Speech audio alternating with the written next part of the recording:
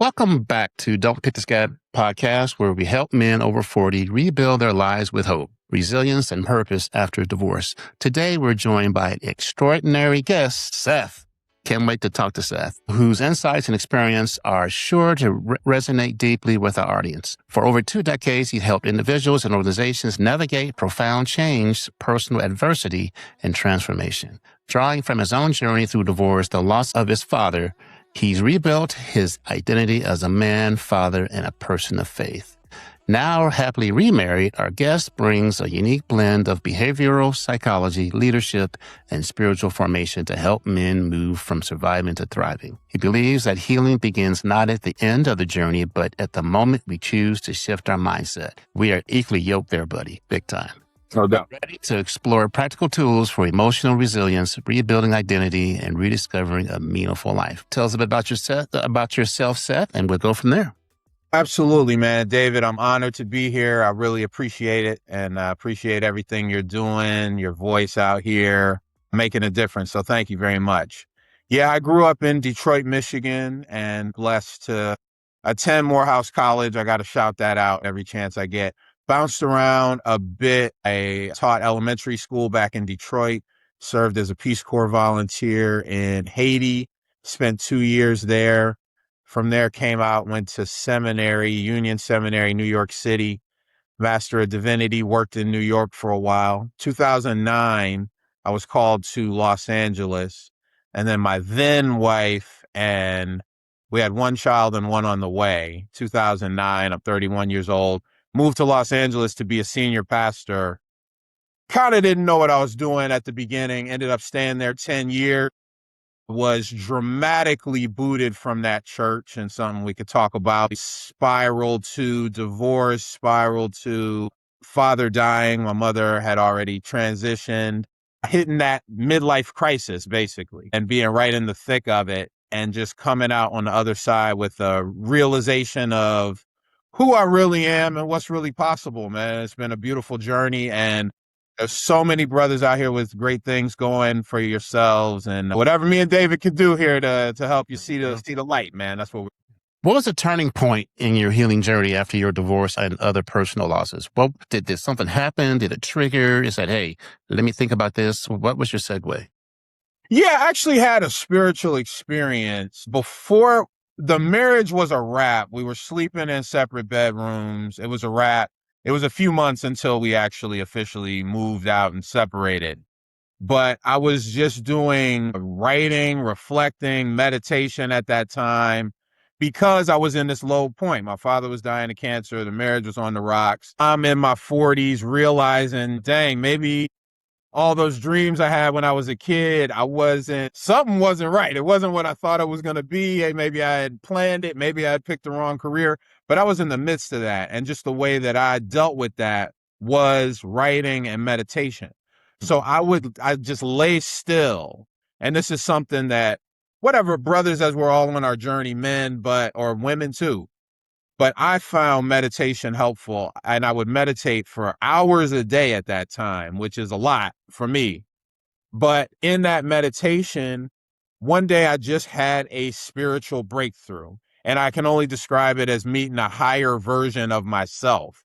And a part of it was this idea, just seeing and knowing from therapy, from other things I had read and learned and experienced, that it is that childlike nature, reclaiming that has been really key to the turnaround. And it's so simple. It's not always easy, but that was the beginning of the turnaround. And it still was a year or more of coming out of the depths of it. Okay. I saw on the website, you infuse humor. What role does humor play? Man,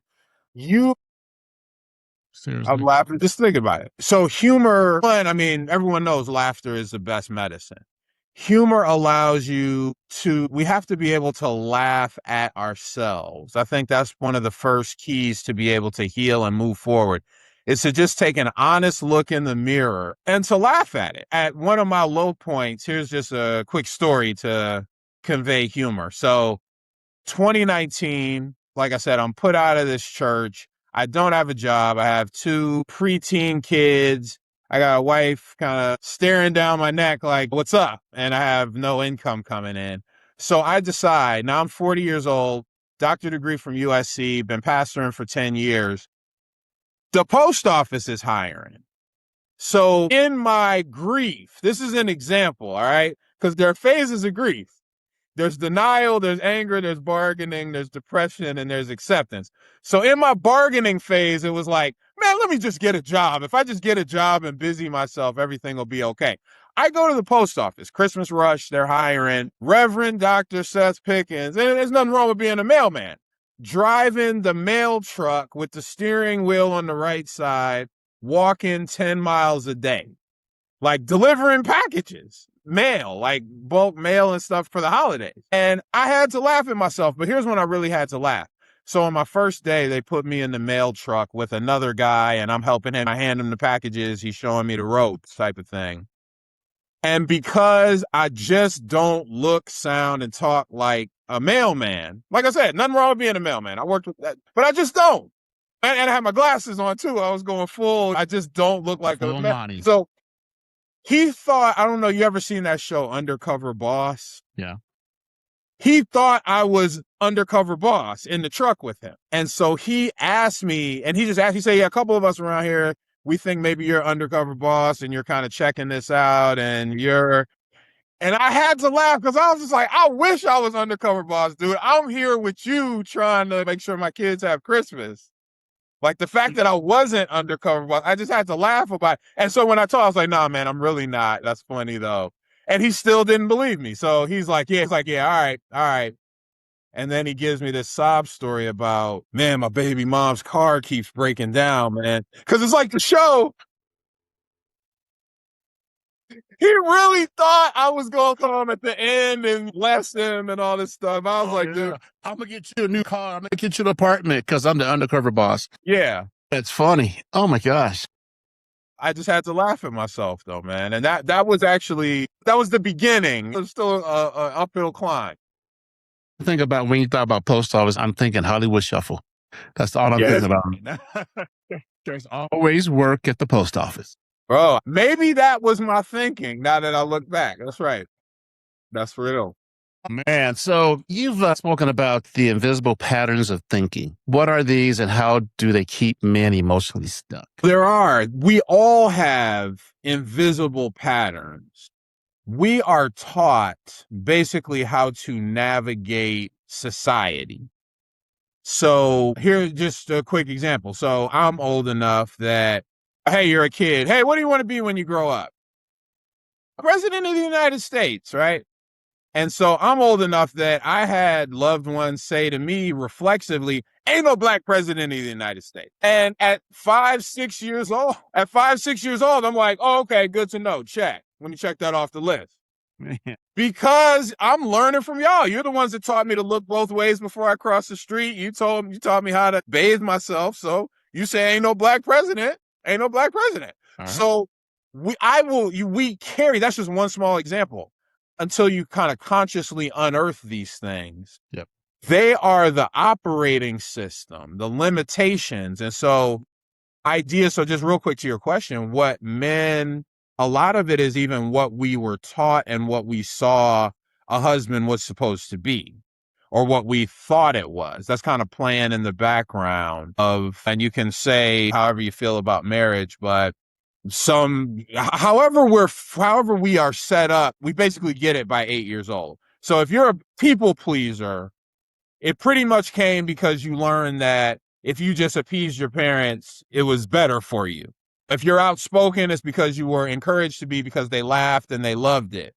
And basically all that is set by age 8. So those are the invisible things, what you saw in your parents' dynamic and how we end up often repeating certain aspects of what our parents and how their lives went. And it's almost uncanny sometimes how much we repeat them. These are all these invisible mental models. Yeah, don't make me have to hurt you. Don't make me. Yeah, exactly. Hurt me more than I hurt you. Yeah, that one too. So how do men break free of that? I think the answers are always within. So that's some of what this framework and what I've just my own work and my own story is, brother, man, what would really make you happy. Somewhere along the way, so many of us were taught basically what would make you happy doesn't matter. You need to kind of get with the program. And I'll just speak for myself. That had become just the way of showing up and the way of doing things, even to where I was a pastor. And so as a pastor, however you feel theologically, it probably should ultimately be what God is telling me in my prayer and meditation and study and leadership and qualification should probably be the direction that we go. But an institutional church, and that's just my example with a church, but all over, families, all of the systems that we're a part of, you become the black sheep of the family, really just it's your own authenticity. So rather than be the black sheep and not fit in, let me find a way to go along to get along. But that's a direct path to that midlife crisis and all these things. Because if I'm not really being myself and living out loud and pursuing my joy and my purpose, then I'm not going to really be that much fun to be around as a husband anyway. No. I think I lost your question. What was the question? God, I don't remember, man. I was following you. Heck, I don't know. But anyway, so that got transfers to the next question. How can someone transform a crisis like divorce into an opportunity for personal growth? Something so devastating. Yeah, I think at the end of the day, life is, our perception is our reality. So there's something called the Bader-Meinhof phenomenon. Everyone's experienced this, where if I say, it's time for me to get a car, I think I want a green Jeep Cherokee. And I go to sleep and I think, green Jeep Cherokee, I'm going to start looking for green Jeep Cherokees. Within the next 3-4 days, I start seeing more green Jeep Cherokees, right? You know what I'm talking about? Yeah. That's called the Bader-Meinhof phenomenon. But that's true for literally absolutely anything we put our focus on. So in every crisis, yes, it's real mourning, it's real loss, it's real anger, upset, unforgiveness, self-esteem, all that stuff is real. But at some point, to turn the tide, and you can't push a river, so I'm not forcing this. I'm not telling any brother who's down, hey, get up and feel better. But at some point, it is about seeing things differently. And I guess the quickest thing I could say is that often starts with gratitude.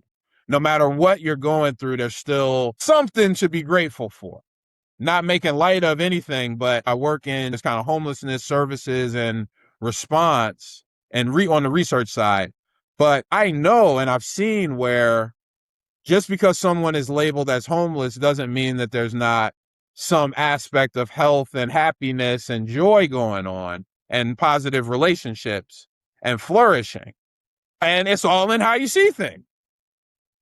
So there's always something to be grateful for. So if I focus on, oh my God, this happened, financial ruin, rejection, starting over in the dating world, what about my kids? All that's there and all that's real. But just like that green Jeep Cherokee, the more you focus on it, the more of it, let me start with gratitude. Whatever it is, in this case, hey, at least my job, at least the 1st and the 15th is still, that's something to be grateful for. Or the kids are healthy, or I got a whole new lease on life. You begin to see it, but that perception is reality. And ultimately, I just have a very simple, I think they call it transitive. If A equals B and B equals C, then A equals C, right? Yep. Transit property. So, yeah. So if our perspective is our reality and our perspective is our choice, ultimately it is, then that means our reality is our choice. But it takes confidence. It takes authenticity, because the only way you can be all of this is to be that authentic you, which is, like I said, by 8, you start finding out what the grown folks expect of you. By 12, you find out what the peer group expects of you. And then we spend the rest of our lives living into that. that is always less than the pure authenticity of who you're really born to be. Let's talk about emotional resilience. What's the difference between suppressing emotions and developing emotional resilience? Yeah. True emotional resilience, suppression. Okay, and maybe I don't have the definitions right, but I'll work with your definition. To repress an emotion. Is it okay to say you're a dentist, or are we going to prove that? That's fine. Okay, yeah. Yeah, I was like that. Is it a whole other double life? No, you're a dentist. So you understand. There are times, okay, I'm working on the gums. Hopefully this doesn't happen too much, but let's say some blood spurts like straight up in the air, right? Or let's say the breath is just right?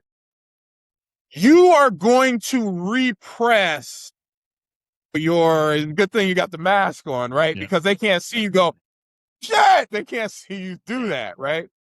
So, okay, I'm repressing my emotion. I was disgusted, but in a professional setting, I repressed it. But at some point, I got to be able to journal about that or laugh about it with a friend or tell somebody. I can't totally suppress it, because if I do, that's not healthy. So, yeah, there's times. And so as a father, I still to this day, my kids are 19 and 17. And so I've been divorced a few years. So I speak to them in more age appropriate ways as they get older, but there's still certain real emotions I have about their mother, my ex-wife, that I repress somewhat. Yeah, definitely. But I gotta be able to tell somebody, or journal or share or take it to the Lord if that's what works, or commiserate with some other brothers. I can't fully suppress it, because when I have to express it somehow, then I can maintain that emotional resilience. But just to put a stiff upper lip up, which is what I was taught. One of the biggest things, this is always an important question. What do you remember being criticized for the most by about the age of 10? And so you might think about that. I would encourage everybody to think about that. For me personally, it is deep and it plays into your whole life. But so for me, it was, this is a conversation. What were you most criticized? I thought about that. Mine was, how come this room looks like crap again? Yeah. Keeping the room clean, looking after my little brother, things like that. So my parents were big on responsibility. Yeah. Yeah. And so, exactly. Yeah. For me, it was, you cry too much. You're a crybaby. Dang. Big boys.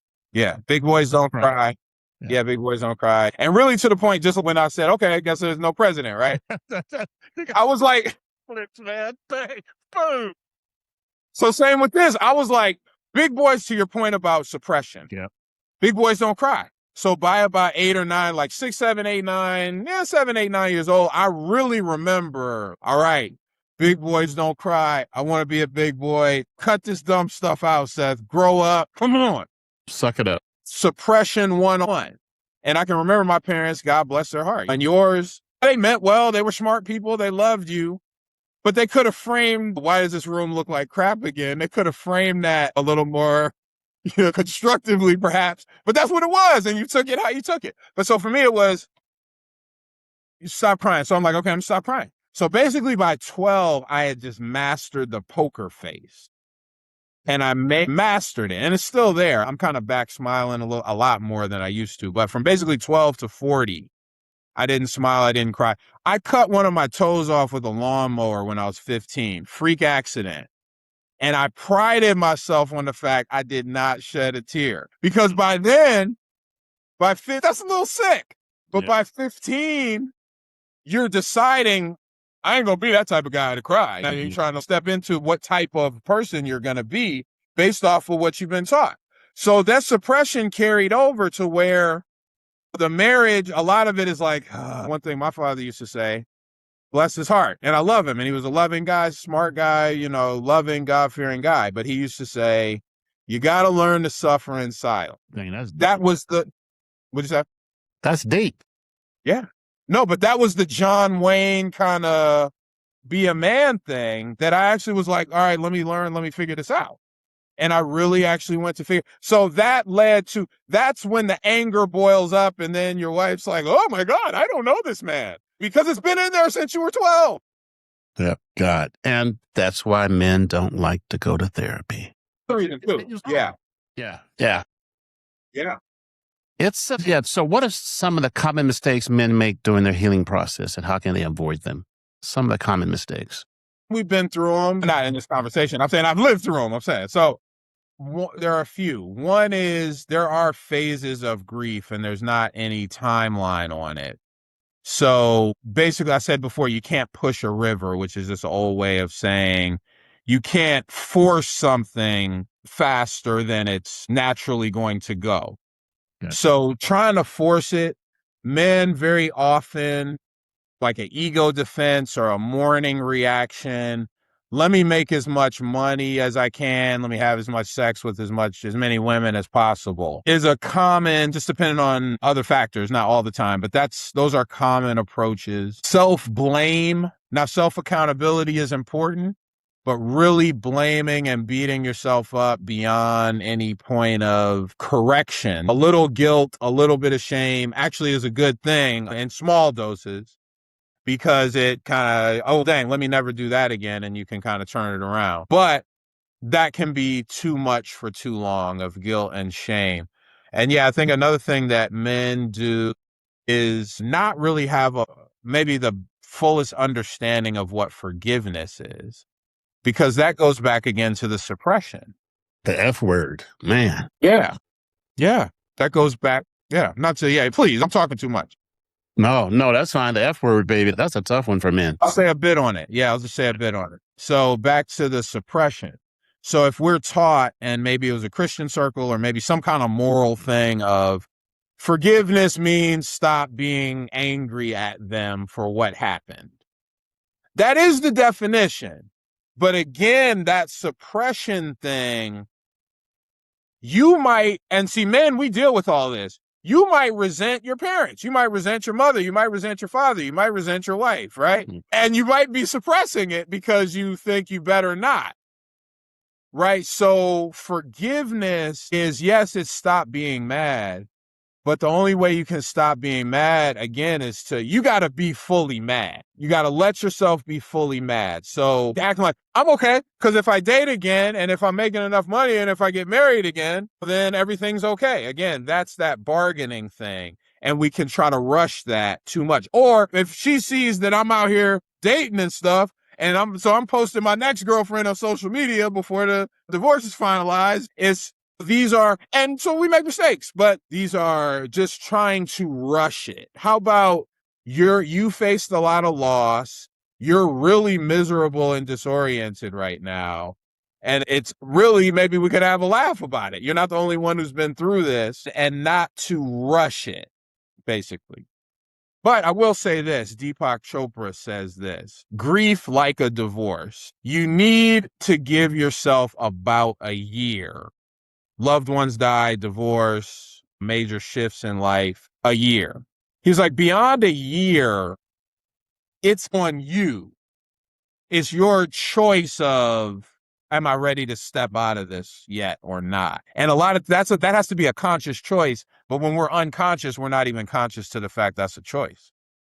Gotcha. So how does divorce challenge a man's sense of identity and purpose? That's really big with men too. They go from 2 to 1, from us to me. That's a tough transition sometimes. Yeah. Yeah, no, and I've seen data where a majority of divorces are initiated by women. 2/3, yeah. Yeah. 3/4. I know I was going to say 75, 80%, 70. Yeah, it's right in there. It's more than 2/3. And so men in particular, this is just my observation, we get into marriage really thinking it's forever. I think men, and we're not necessarily perfect, but no one's perfect, and we know that kind of coming in. But I think men, pretty much by the time you decide you really want to marry this woman, you are really just about ready to give your life for her. And so you go all in. And yeah, there are ups and yeah, there are downs. But for the most part, 2 out of 3, it's not the man saying, let's end this. And I don't think that's just because men are monsters or men are more violent. I'd love to see some data on that. I don't think it's because men are more violent. I don't think it's because men are significantly committing infidelity more, or necessarily, I don't think it's 2 to 1. I don't think so. I think that men and women are wired differently. So for the men, that marriage becomes your identity, the husband thing, the father thing. And anytime you identify with something and then it's taken away, it's like, who am I? You don't have an identity, and it has to be rebuilt. So that's a huge challenge for men. They say that we're defined by our past. And if your past is jacked because you got divorced, how can you create a new future without allowing the past to define your identity? I think that bringing things to light is about 80% of the journey. So just to realize this is who I've been through, and give me that question one more time. Is it possible to create a new future without allowing the past to define you? Yeah.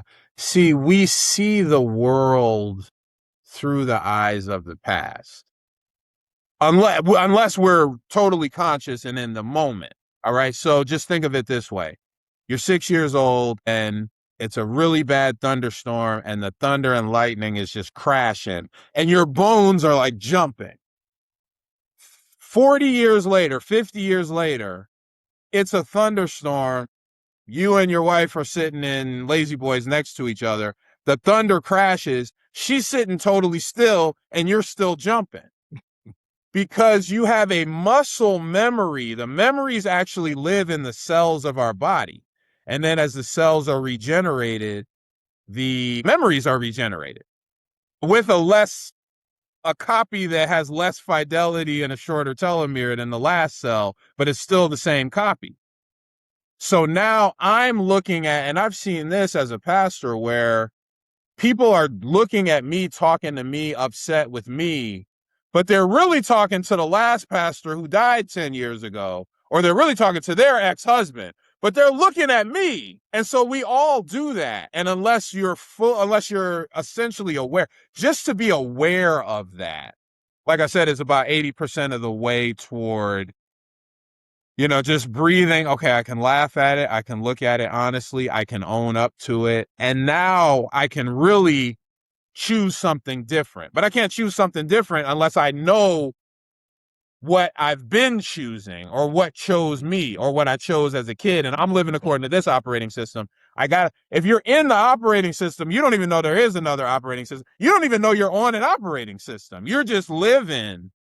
But if I can step back and look at it and make then I can say, oh, wow, I don't have to respond that way. That's what anger management, all this is about. I can actually choose something different. So it's almost like having the old system running, but you have an update. You update that system and you move from there. Yeah. No, yeah. Yes. That's I think that's a good way to look at it. Let's talk about co-parenting. Woo-hoo, co-parenting, baby. Let's get it out there. I told you earlier that my co-parenting was crazy, and I got through it where I had to love my kids more than I hated my ex. What's your views on co-parenting, and how can fathers like me back in the day handle a less than optimal co-parenting space? Yeah.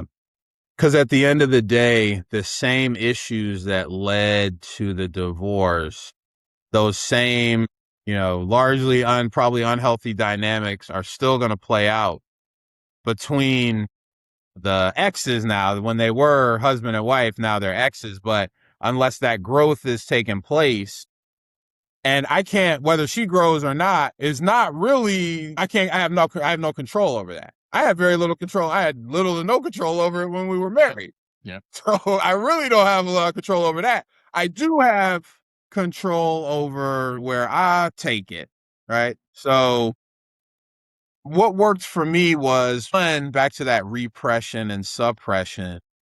I did vow, and to this day, we're 4+ years separated, divorced, and the kids have come up like through their teens in those 4 years, that there's not a bad word that they've heard from me about her. I still, doing my therapist and my best friend, they've heard my side of the story, right? As friends and as they've heard my side of the story. But my kids actually have not really heard my side of the story on it, because what I needed them to know and what really worked for me and my kids and everyone, whatever, my kids are great, but they are doing well. My son's in college. He's doing great, biology major, really excelling. My daughter's brilliant, aspiring, I don't know, take over the world, 17 years old, and my son's 19. So what I needed them to know was a few things when we were going through the divorce. One, this isn't your fault. Kids somehow can tend to take that on. In that guilt and in that everything, they can take that on. My room's always messy, and he's so upset when he's messy, when the room's messy. So now mommy and daddy are splitting up. I'll clean my room up better, I promise. So I didn't want him going through any of that. So It's not your fault. We both love you. And we lived maybe about 15 minutes apart for years after. And still maybe now both kids are driving, so that's not even as much of a factor. But we're still all in the LA area. And so I love you. It's not your fault. And nobody's moving away was fortunate. And then, but the other thing for men, and you do have to, I would say you're probably better off repressing, maybe, but you still got to get it out later. But some of that stuff, some of the garbage around your kids, just keep that away from your kids as much as possible. And even if your ex doesn't. But then the other thing, the deepest thing, and I'll just stop, is the greatest gift you can give your kids is for you to be genuinely happy. Yeah. Not just necessarily running the streets chasing tail, calling that happiness, but whatever your genuine happy. No. Whatever your God forbid. But hey, maybe that's part of the They want to be happy. The mourning. That's part of my phases of grief. That's part of Call that the whole phase. Yeah, exactly, yeah. I'm not talking true value. But anyway. No, that's right. Yeah, and that's part of the happiness. Yeah, just to have a whole phase you never had. But until that'll get old too. And keep that away from your kids too. But yeah, if that's a part of it, do it. Keep that away from your kids too. But yeah, that's it. The greatest thing you can do for them is for you to genuinely be happy, genuinely, confidently happy. So we did the week on, week off. We changed on Sunday. So week on, then week off. And I had to learn, even when they were gone, I had to take care of myself. They call it the jack-in-the-box phase. The kids go and the dad just sits at home, doesn't do anything. I had to figure out that I had to take care of myself even when the kids weren't there. Yeah, man, that's big. Yeah. No, absolutely. Yeah. No, that's real. Yeah, you have to.